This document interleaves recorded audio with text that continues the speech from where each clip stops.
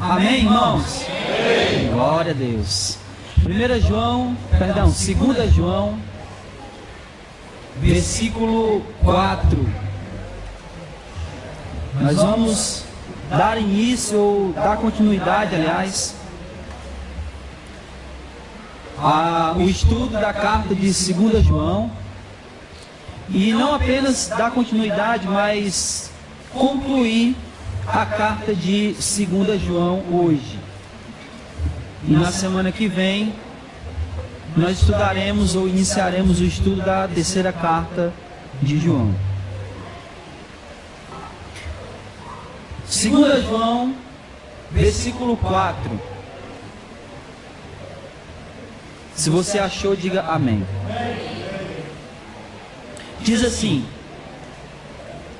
alegro-me muito por haver encontrado alguns de teus filhos andando na verdade, segundo o mandamento que recebemos do Pai.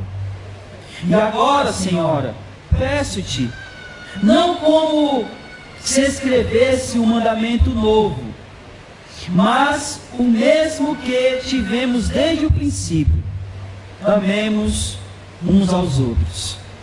E este é o amor, que vivamos segundo os seus mandamentos. Esse é o mandamento, como já desde o princípio ouviste, para que nele andeis. Porque muitos enganadores já saíram pelo mundo, os quais não declaram que Jesus Cristo veio em corpo.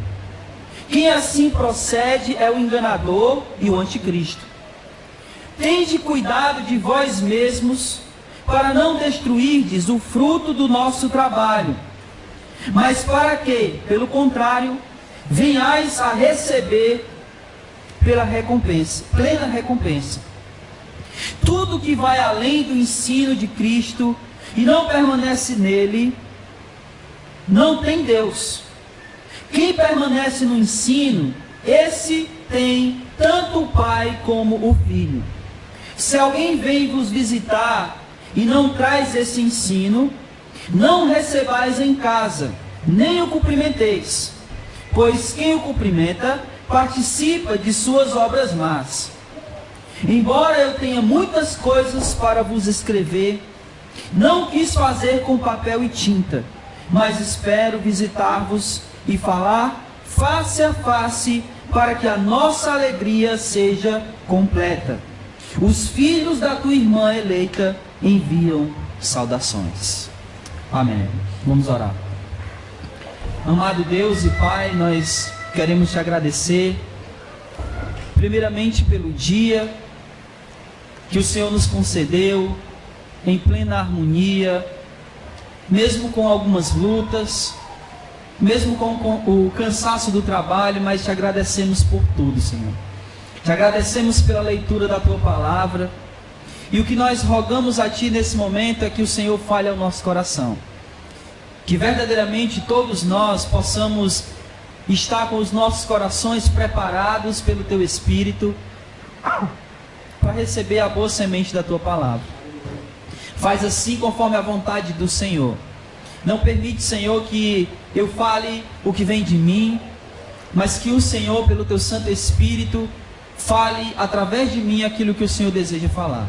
Em nome de Jesus, mais uma vez rogamos, prepara o nosso coração. É o que pedimos e desde já, em nome de Jesus, te agradecemos hoje e sempre. Amém, Senhor. Amém? O que nós podemos dizer que aprendemos na semana passada?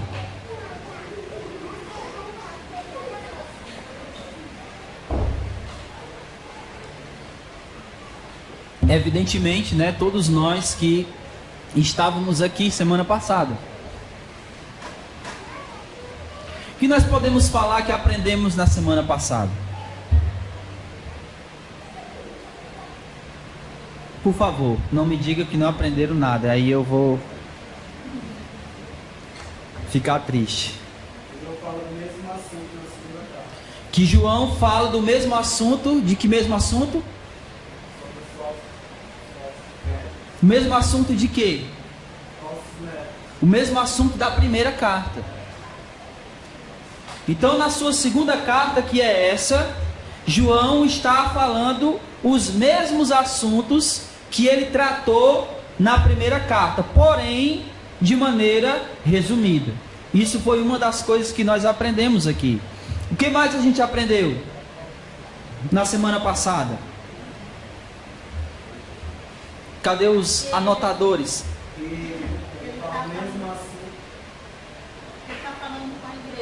Que ele está falando com a igreja, né? Olha para o versículo 1.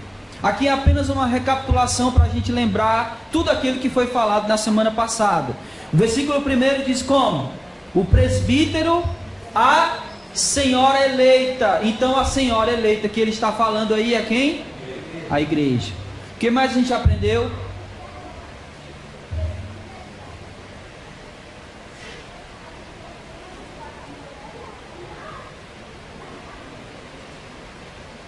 Nada mais.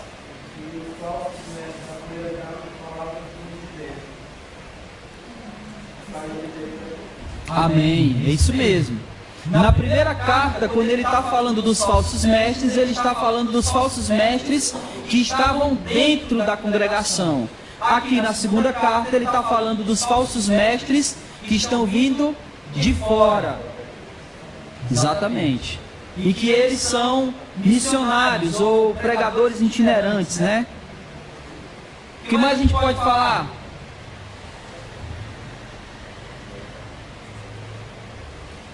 Mais uma coisa para a gente seguir em diante. Vamos lá.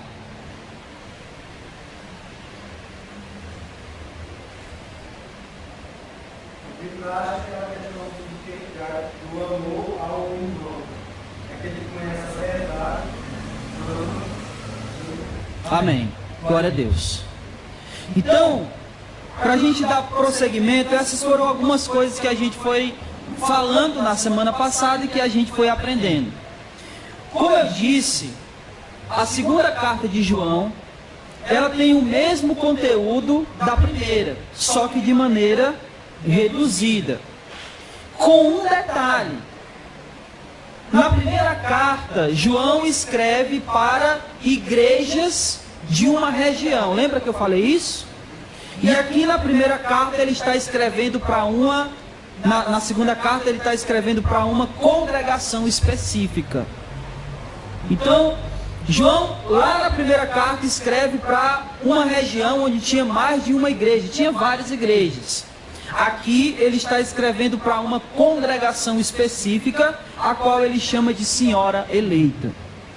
E nessa carta aqui, o conteúdo dessa carta, ela está dividido em 3 pontos. O primeiro ponto é a introdução da carta, que foi o que a gente viu na semana passada, nos versículos do 1 ao 3. O conteúdo da carta, a mensagem da carta, que vai aqui do versículo 4 até o versículo 11, e a conclusão da carta, que são os versículos 12 e 13. Então a carta está dividida dessa maneira. A mensagem da carta está dividida em duas questões. A primeira questão da mensagem da carta é o amor ao próximo. Por isso ele começa falando, amai uns aos outros. Esse é o primeiro conteúdo da mensagem da carta. E o segundo conteúdo dessa mensagem que a carta traz é a respeito dos falsos mestres. Amém? Todo mundo entendeu isso? Alguma dúvida? Alguma pergunta? Não? Glória a Deus. Então vamos lá. Versículo 4. Alguém pode ler, por favor? Ao isso de modo alegre em ter encontrado entre seus filhos que andam na verdade de acordo com o mandamento que recebemos da parte do Pai. Amém. Amém. Só lembrando que dos versículos do 4 ao 6, como ele está falando da questão do amor aos irmãos, ele vai trabalhar a questão dos nossos relacionamentos. De como nós, como igreja, devemos nos relacionar. Então, nos versículos 4 ao 6, ele vai tratar as questões internas da igreja. os relacionamentos, o amor um para com o outro. E dos versículos 7 ao 11, ele vai tratar das questões externas, daquilo que vem de fora para dentro, que seriam as questões dos falsos mestres. Então ele começa aqui dizendo uma coisa muito interessante. Ele começa dizendo que encontrou um dos filhos daquela senhora e que esse filho estava andando na verdade. Então quem seria esse filho dessa senhora? Seria, se a senhora é a igreja, a congregação, o filho seria o membro da igreja. Então Paulo está dizendo que encontrou esse membro, provavelmente alguém que veio daquela congregação e foi até onde ele estava. Versículo 4. E aí ele diz que esse irmão, que esse filho da senhora eleita, ele se alegra muito porque ele estava andando na verdade. Isso significa que ele estava andando em quê? Ou em quem? Quem é a verdade? Jesus. Então João está dizendo que se alegrou bastante, porque encontrou com alguém daquela igreja e aquela pessoa ainda andava na verdade, ainda se mantinha na verdade, ainda não havia se desviado dessa verdade. Ele mantinha aquilo que ele havia recebido desde o princípio. Lembra que na semana passada a gente viu muito isso, né? João falando, olha, aquilo que recebestes desde o princípio. E o que ele está dizendo aqui é que quando se encontrou com esse filho daquela senhora eleita, aquele irmão daquela congregação, ele ainda estava andando na verdade. E isso fez João se alegrar. Leia de novo comigo.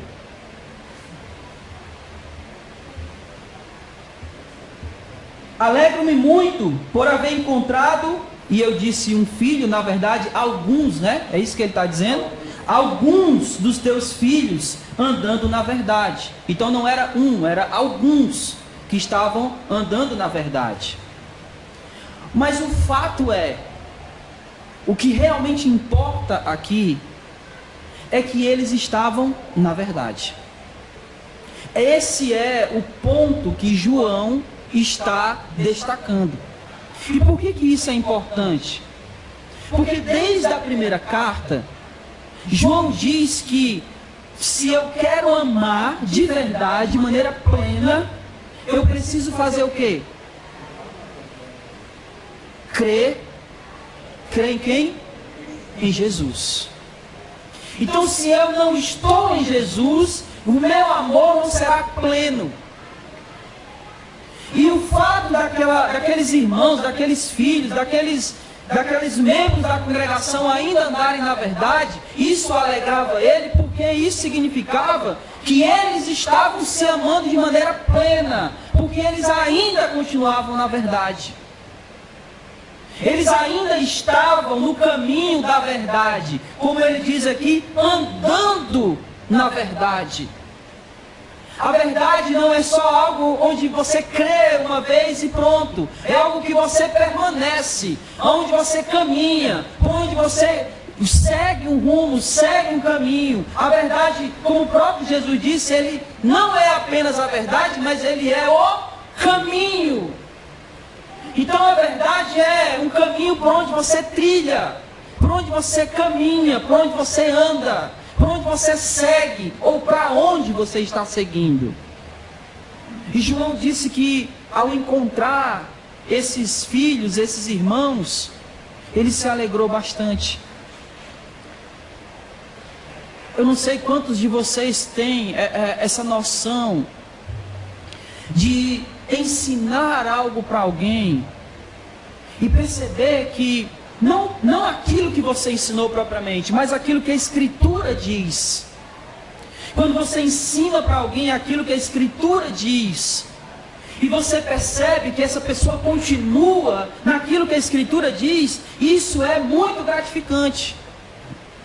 O contrário também é péssimo. Quando você ensina, E quando você percebe, as pessoas estão totalmente distantes daquilo que você vem ensinando. Não porque é o que você está ensinando, mas é porque é aquilo que a Escritura diz. E aí você fala, e quando alguém não faz aquilo que a Escritura está dizendo, você fica triste. Nós estávamos reunidos aqui no sábado e foi sábado a reunião da escolinha? Na sexta, né? E a irmã disse, olha, às vezes eu fico pensando se eu estou fazendo alguma coisa errada. Porque eu falo e os professores fazem tudo ao contrário. Não existe sentimento pior do que esse. Imagine, você que é pai, você ensina o seu filho e aí ele começa a fazer exatamente tudo aquilo contrário daquilo que você ensinou. Como você se sente? Como você se sente?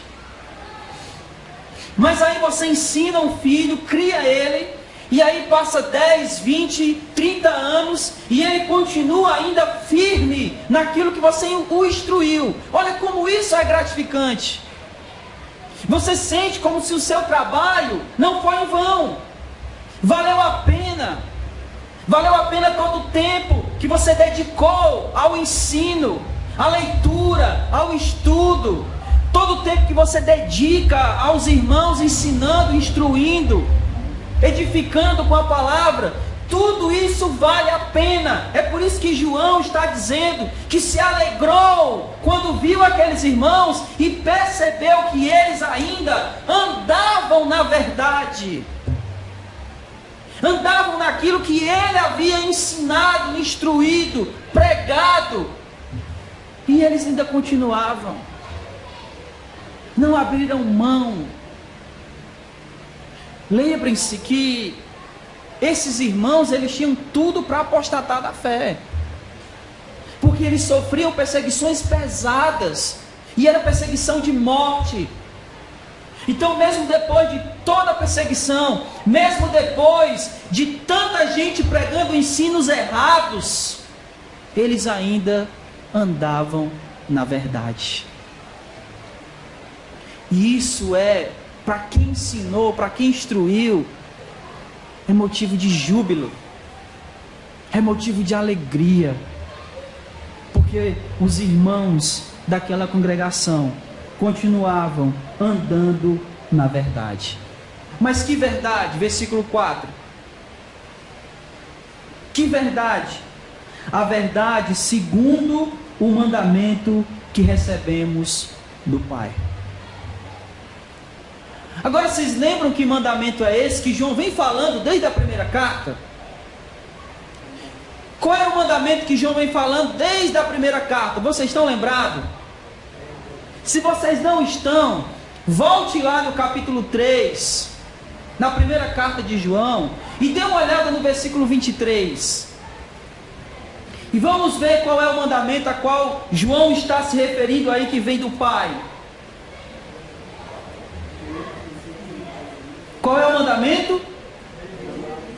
Ora, o seu mandamento é este: que creiamos no nome de seu Filho Jesus Cristo e amemos uns aos outros. Esse é o mandamento.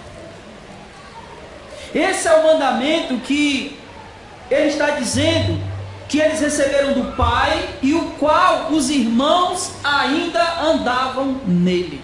Era esse mandamento. Vocês estão lembrados que eu falei aqui por muitas vezes que a crença em Jesus, a fé em Cristo e o amor não podem se separar? Então aqueles irmãos, eles andavam nisso. Eles andavam na verdade. Então eles criam em Jesus e amavam uns aos outros. É isso que João está dizendo deles. Que eles estavam na verdade, ou seja, eles criam em Jesus e amavam uns aos outros, que é o mandamento que estava lá no capítulo 3, versículo 23. Era disso que eles não haviam se desviado. E com relação a Cristo, A fé que eles tinham em Jesus era que Jesus havia vindo em carne. Lembram disso? Que alguns estavam dizendo que Jesus não havia encarnado. Qual era o nome da seita que eu falei? Os gnósticos. Os gnósticos. E o que era que eles ensinavam, além de que Jesus não havia encarnado?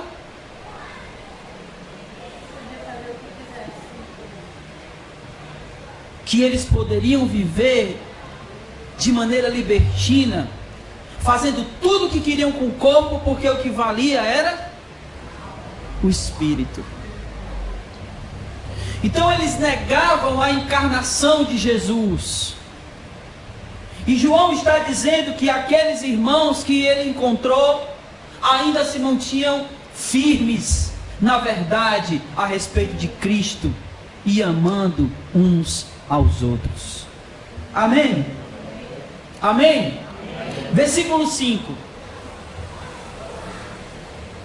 Agora, Senhora, peço-te, não como se escrevesse um mandamento novo, mas o mesmo que tivemos desde o princípio. E que mandamento é esse? Qual é? Não, aí o versículo. Amemos uns aos outros. Agora, Senhora, peço-te, não como se escrevesse um mandamento novo. E na verdade esse mandamento não era novo.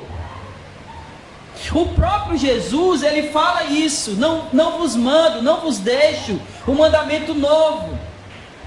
Mas ele fala: amai uns aos outros. João 13:35 ele diz: nisso o mundo conhecerão que vocês são meus discípulos, se vocês amarem uns aos outros. Esse mandamento não tem nada de novo. O próprio Jesus já vinha falando sobre ele.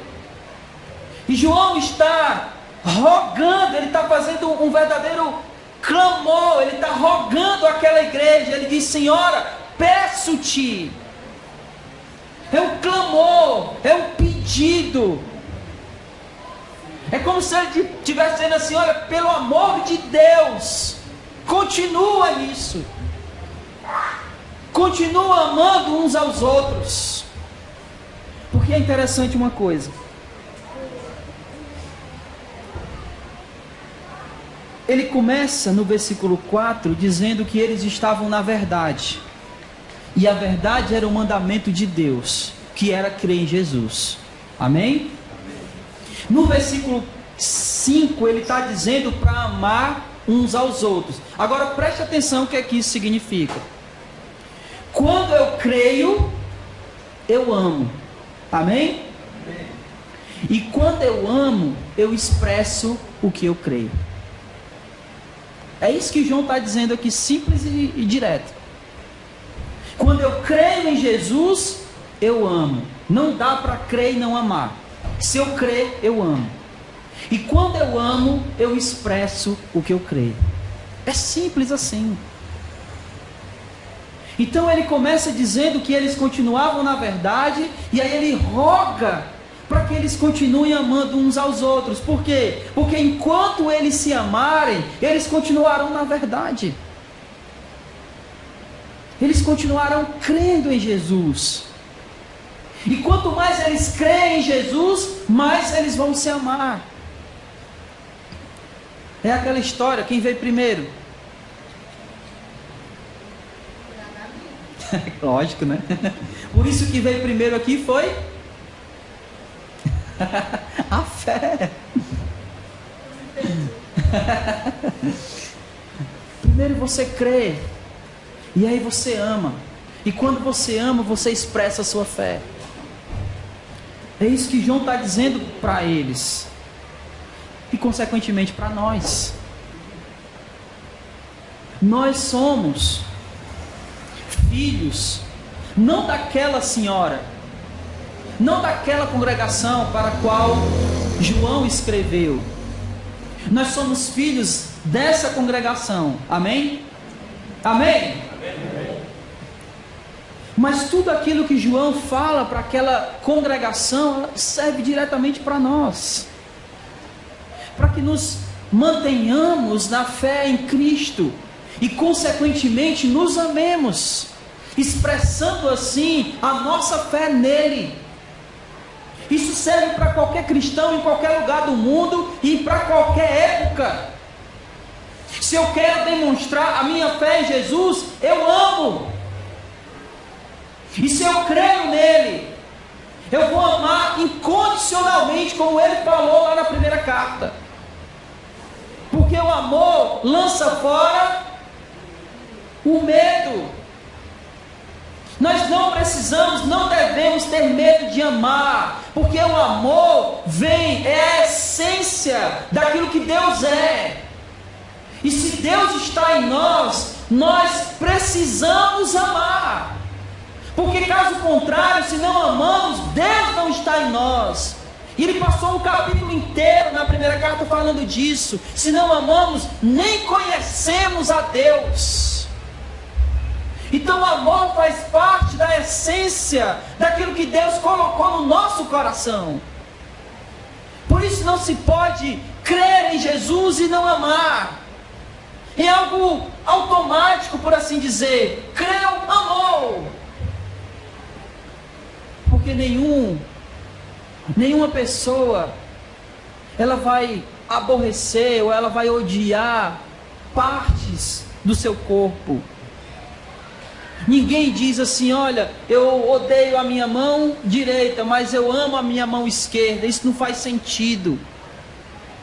E se nós somos um corpo, o corpo de Jesus, e apenas membros diferentes, nós nos amamos porque fazemos parte do mesmo corpo. Por isso que não faz sentido crer em Jesus e não amar. Amém? Alguma dúvida até aqui? Alguma pergunta? Glória a Deus. Versículo 6.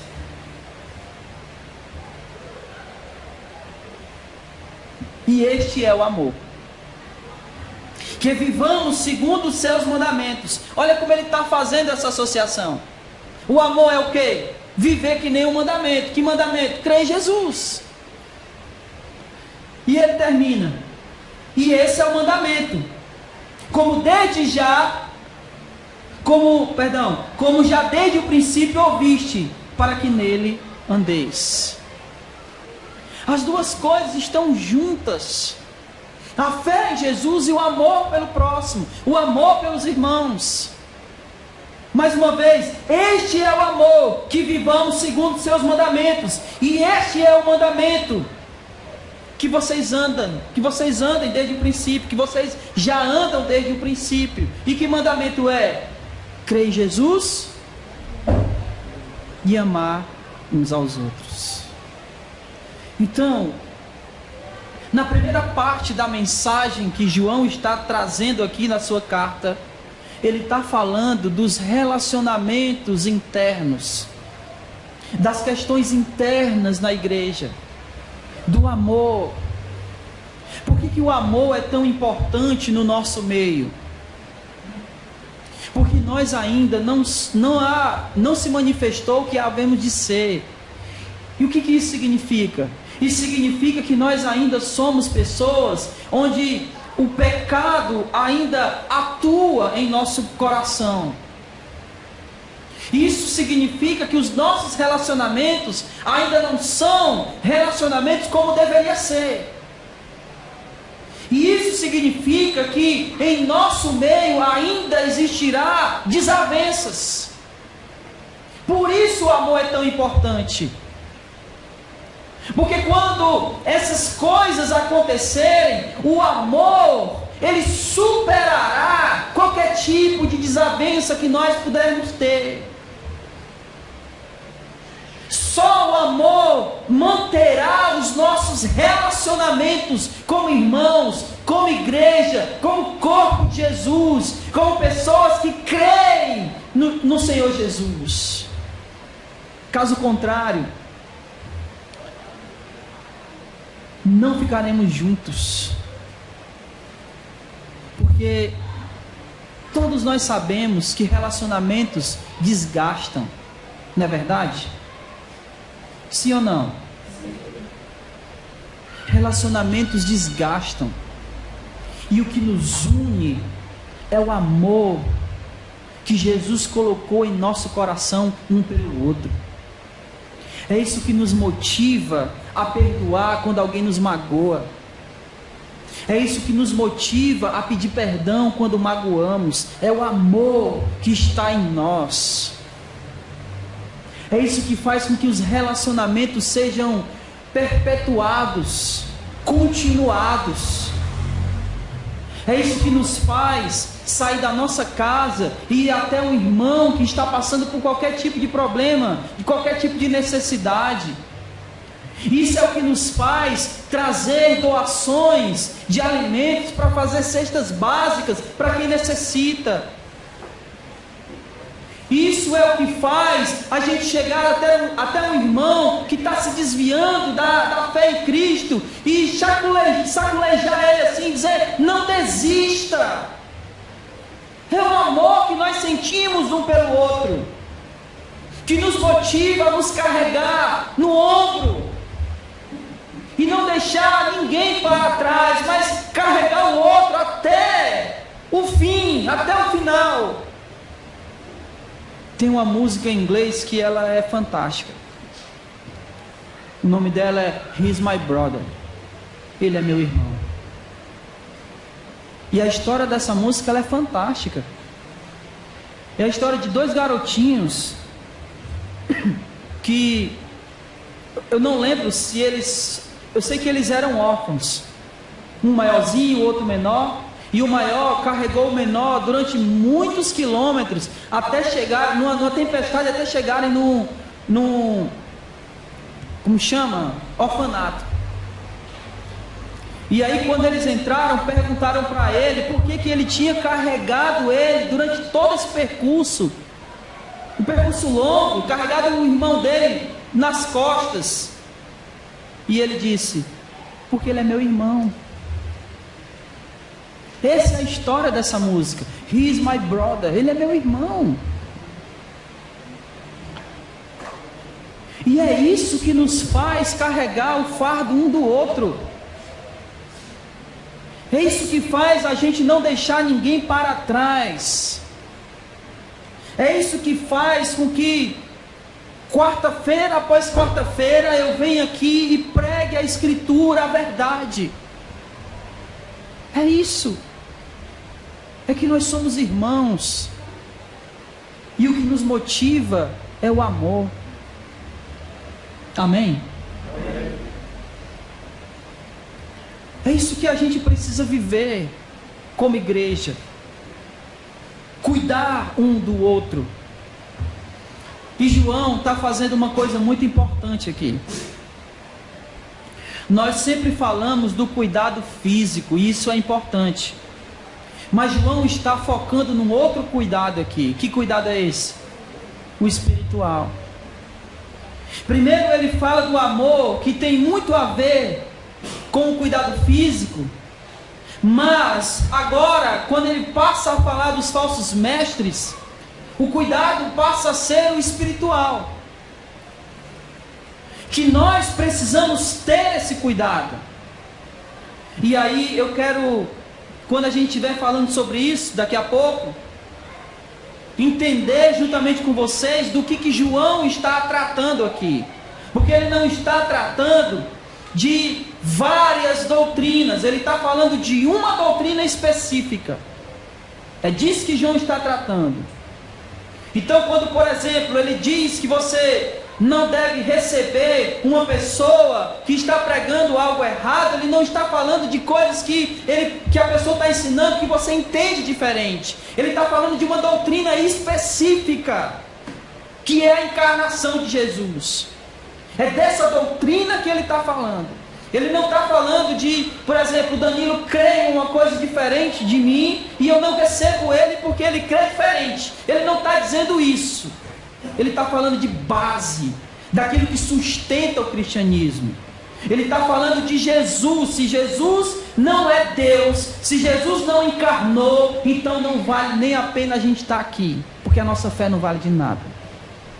Então João está falando de coisas que estão na base do cristianismo, e ele está falando especificamente da encarnação de Jesus.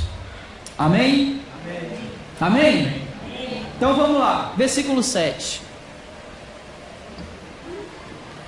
E aí ele passa a falar dos falsos mestres.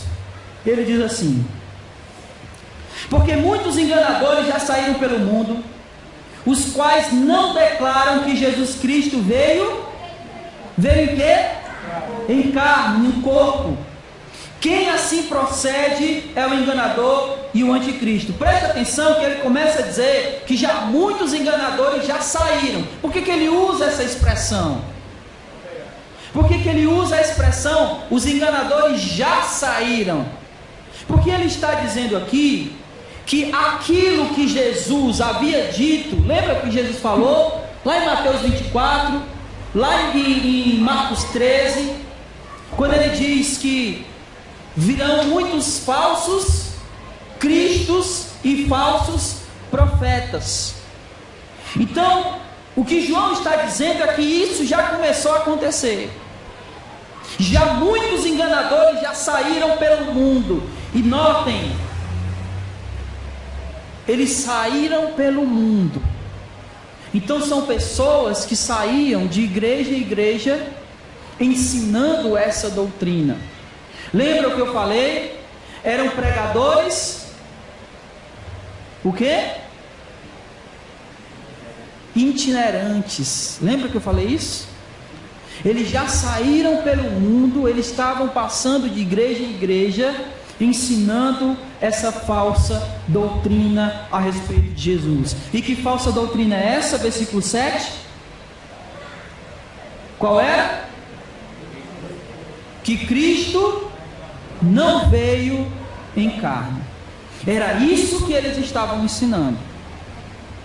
Que Jesus não havia encarnado. Essa era a doutrina a qual João estava combatendo aqui. Tudo certo até aqui? Amém? Aí ele diz que aqueles que procedem assim, ou seja, quem prega isso, quem ensina isso, eles são não apenas enganadores, mas anticristo. Essa palavra anticristo aqui significa aquele que está contra Cristo. Então ele não está falando especificamente de alguém, de um ser chamado anticristo, mas de qualquer pessoa que vinha se opor a Jesus, que pregava contra Jesus. Esse é o anticristo. Versículo 8. Ele diz o seguinte: tende cuidado de vós mesmos, para não destruirdes o fruto do nosso trabalho, mas para que, pelo contrário, venhais receber plena recompensa. Parece que João agora, ele se dirige, provavelmente, especificamente para os líderes daquela congregação. Ele diz: cuidado de vós mesmos. É claro que ele está falando para a igreja de modo geral, mas parece que há uma conotação um pouco mais específica para com os líderes, para que eles tivessem cuidado, para que o fruto do trabalho de João não fosse, versículo 8, não fosse destruído, não é? Para que o fruto do trabalho, do meu trabalho, não seja destruído. E como isso iria ser? Como isso iria acontecer? Como era que o fruto do trabalho de João poderia ser destruído? Como era? Como era? Se eles dessem ouvido ao falso ensino. Então, se eles dessem ouvido ao falso ensino, então todo o trabalho de João cairia por terra, não serviria de nada. Você já se deparou com uma situação onde você ensina, você prepara um estudo, um sermão, seja lá o que for, e aí você passa um bom tempo fazendo aquela preparação e você passa aquilo para a igreja, e aí vem alguém e com uma palavra destrói tudo que tu falou? Já aconteceu isso com você? Com uma palavra, a pessoa destrói tudo aquilo que tu falou, mesmo que tudo aquilo que tu falou é bíblico, mas aí com uma palavra a pessoa detona tudo aquilo que tu falou. Então todo o teu trabalho foi o quê? Destruído. É isso que João está falando aqui. Se vocês derem ouvidos a isso, é claro que ele não fala com essas palavras, mas ele diz, olha, tem cuidado de vocês. Mas se vocês derem ouvidos a isso, todo o meu trabalho aqui não valeu de absolutamente nada. Toda a verdade a qual eu preguei, ensinei, que vocês estavam firmes, vocês acabaram de jogar ela no lixo. É claro que ele não fala isso, eu estou parafraseando aqui ele. Mas é mais ou menos isso que ele está colocando aqui. Porque ele está dizendo isso, vocês destruirão o meu fruto, o fruto do nosso trabalho. E ele não fala só o trabalho dele, mas o trabalho de todos aqueles que ensinaram a verdade. Se eles dessem ouvido isso. E há uma coisa muito forte aqui.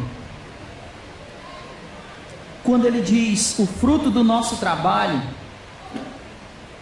é provável que ele esteja até se referindo ao fruto do trabalho de Jesus. Lembra que Isaías comenta isso? Lá no capítulo 53 ele diz, ele verá o fruto do seu penoso trabalho e ficará satisfeito, não é isso? Então é possível que João esteja fazendo aqui uma menção também a esse fruto, que se eles dessem ouvido ao falso ensino, até mesmo o fruto do trabalho de Cristo, era como se eles estivessem jogando no lixo, que para eles é como se não valesse absolutamente nada. Então nosso trabalho será destruído, se vocês escutarem o falso ensino. Versículo 9. Todo aquele que vai além do ensino de Cristo e não permanece nele, não tem Deus. Quem permanece no ensino, esse tem tanto o Pai como o Filho. Jacinto, na revista atualizada, como tem escrito aí? Versículo 9. Está com a NVI? Lê na corrigida, Danilo, por favor. O 9.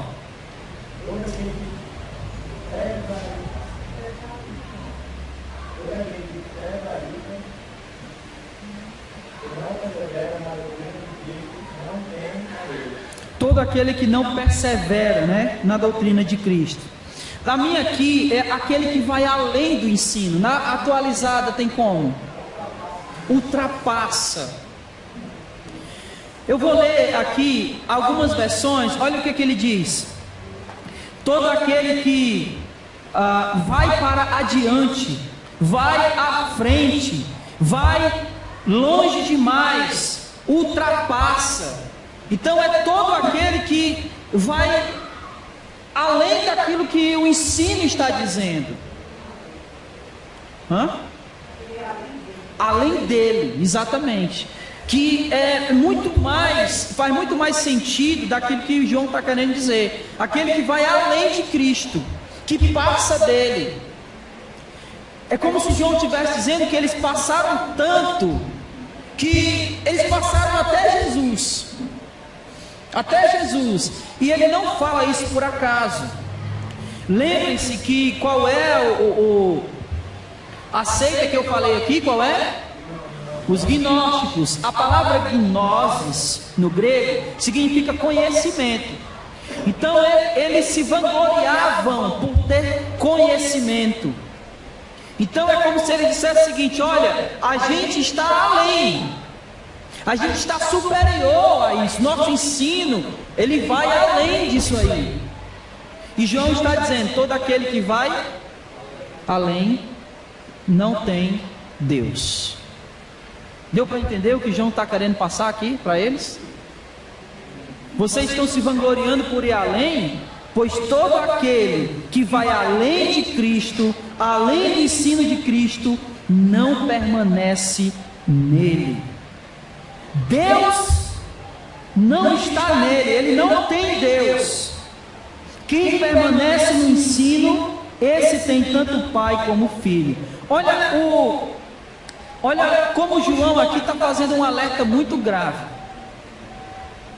Ele está dizendo que aquele que passa do ensino de Cristo não tem o Pai, não tem Cristo, Deus não está nele, ele não tem Deus. Então, esses falsos mestres, eles estavam atrapalhando ou levando as pessoas para onde? Para longe de Deus. Porque se eles ultrapassassem o ensino de Cristo, eles não teriam Deus, eles não teriam o Pai. Então eles estavam atrapalhando aqueles irmãos de terem um relacionamento com o Pai, de se achegarem ao Pai, de ter Deus neles. Olha como isso é algo sério. A falsa doutrina, o falso ensino leva as pessoas para longe de Deus. Isso é algo sério, muito sério. Olha o que ele diz no versículo 10: se alguém vem vos visitar, o que a gente deve fazer? E não traz esse ensino, o que a gente deve fazer? Não o quê? E nem ao menos cumprimentem, saudem. Agora preste atenção.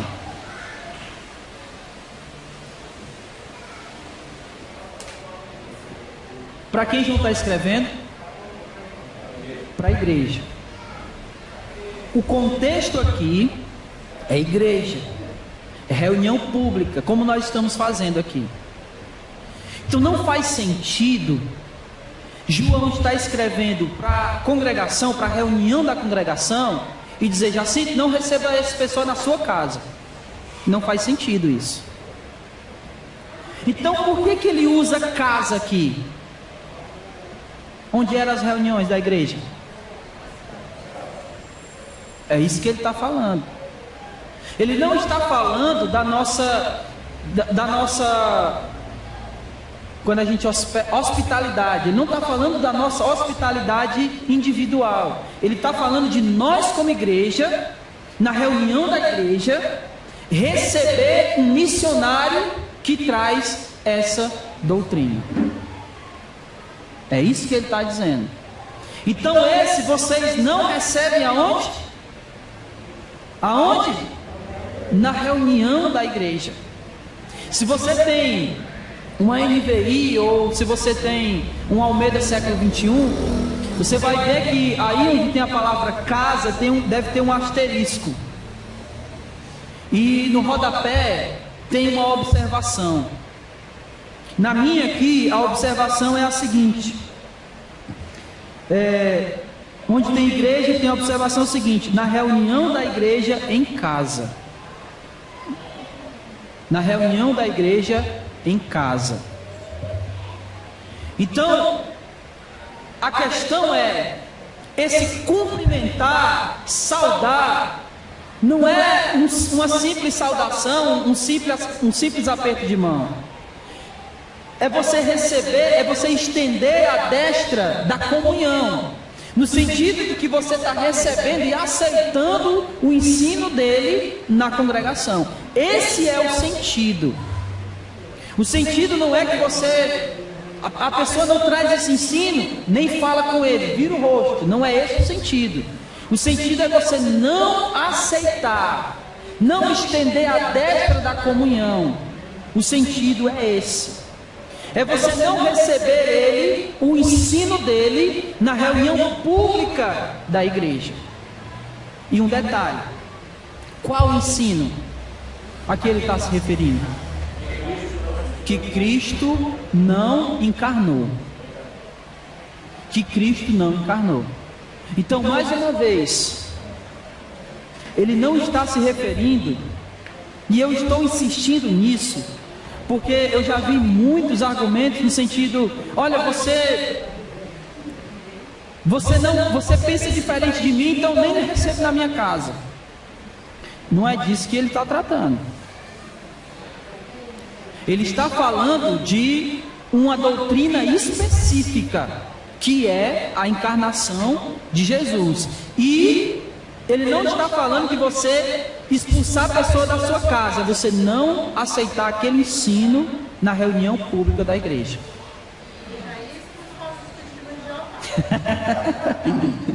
Faça não com os bichinhos.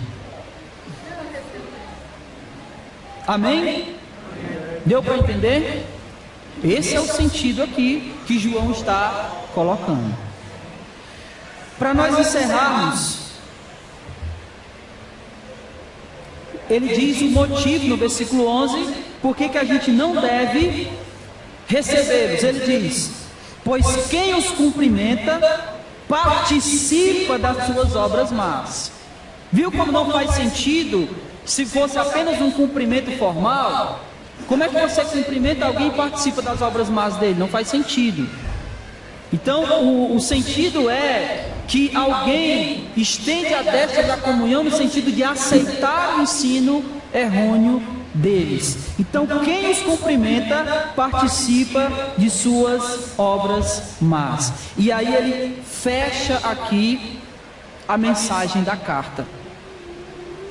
Ele fecha aqui a mensagem da carta. E aí ele parte para o final, que é a conclusão da carta, versículos 12 e 13. Embora eu tenha muitas coisas para vos escrever, não quis fazer com papel e tinta, mas espero visitar-vos e falar face a face, para que a nossa alegria seja completa. Os filhos da tua irmã eleita enviam saudações. Amém? Então João está dizendo aqui que ainda tinha muito assunto para tratar, mas preferiu falar, pessoalmente com aqueles irmãos. E termina dizendo que os irmãos em Cristo da outra congregação, que João estava com eles, estavam mandando saudações para aquela congregação. Só dois ensinos aqui, muito rápidos, eu queria deixar para nós. Duas coisas que são as duas mensagens dessa carta. A primeira é o nosso amor. Algo que nós como congregação nunca podemos deixar. Nós sempre precisamos estar nos amando. Nós sempre falamos que queremos que as pessoas conheçam Jesus, não é verdade? Nós sempre estamos querendo que as pessoas sejam convertidas a Jesus, mas elas não se converterão se elas não veem que a gente se ama. Ninguém quer entrar numa família que vive brigando. Ninguém. Nós precisamos manter a nossa comunhão em amor, para que as pessoas queiram fazer parte dessa família chamada família de Deus. E a segunda coisa é que nós precisamos proteger a nossa congregação dos falsos ensinos. E quando eu digo falso ensino, eu estou falando daqueles ensinos que mexem na estrutura básica do cristianismo. Quais são eles? Jesus encarnou, Jesus ressuscitou, Jesus morreu pelos nossos pecados, o Espírito Santo é Deus, Deus é uma trindade. Então esses são ensinos básicos do cristianismo, e todos esses ensinos precisam ser preservados. Nós não estamos falando de pensamentos diferentes, nós estamos falando de ensinos que mexem com toda a estrutura da nossa fé. Tira a ressurreição, e o que Paulo diz? A nossa fé é vã, a nossa pregação é vã.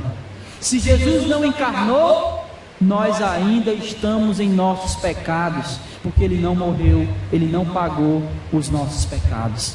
Então, todo ensino que mexe na estrutura da nossa fé precisa ser rejeitado. Nós precisamos, como igreja, aprender a defender a nossa congregação, a nossa fé. Amém? Que o Senhor nosso Deus nos abençoe.